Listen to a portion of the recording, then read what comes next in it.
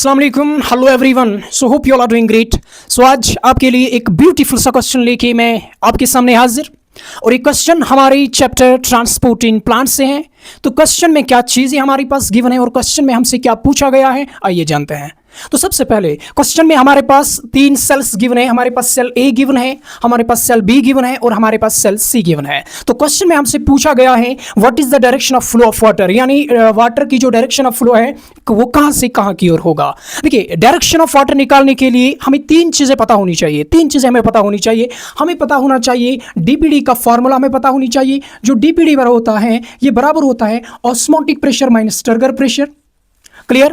हमें पता होना चाहिए जो डीपीडी है ये बराबर होना चाहिए osmotic minus turgor pressure, right. तो इसके अलावा जो ये ऑस्मोटिक प्रेशर है, ऑस्मोटिक प्रेशर होता है बराबर नेगेटिव एब्सोल्यूट पोटेंशियल, हमें ये चीज़ भी पता होनी चाहिए। और इसके अलावा हमें पता होना चाहिए कि जो डीपीडी है, वाटर जो है, वाटर हमेशा फ्लो करेगा या वाटर हमेशा मूव करेगा from lower DPD to higher DPD.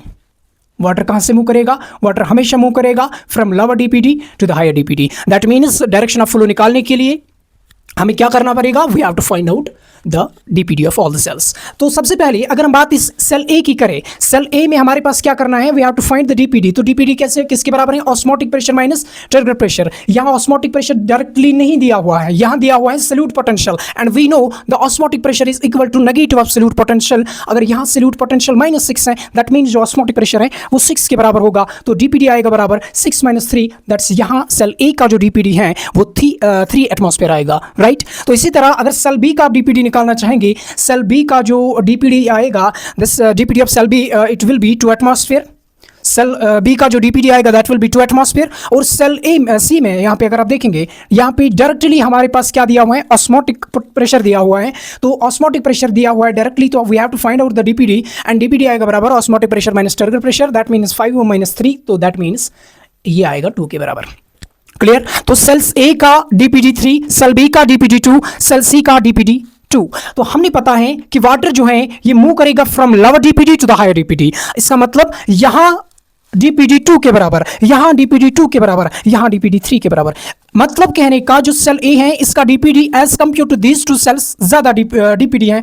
तो यहां सेल बी से मूव करेगा water towards the cell A, और यहां से भी वाटर मूव करेगा towards cell A. Is this clear? और इन 2 सेल्स के बीच में जो है इक्विलिब्रियम आएगा, क्योंकि दोनों सेल्स का यहाँ पे सेम ऑस्मोटिक पोटेंशियल है, क्योंकि यहाँ दोनों सेल्स डीपीडी है, दोनों सेल्स का डीपीडी यहाँ पे सेम है। तो इसका मतलब जो flow of direction of water आएगा सेल बी से ए की ओर, सी से ए की ओर, और इन दो के बीच में इक्विलिब्रियम। तो कौन सा ऑप्शन इस हिसाब से करेक्ट है? The option A is the correct answer. Thank you so much, God bless you all.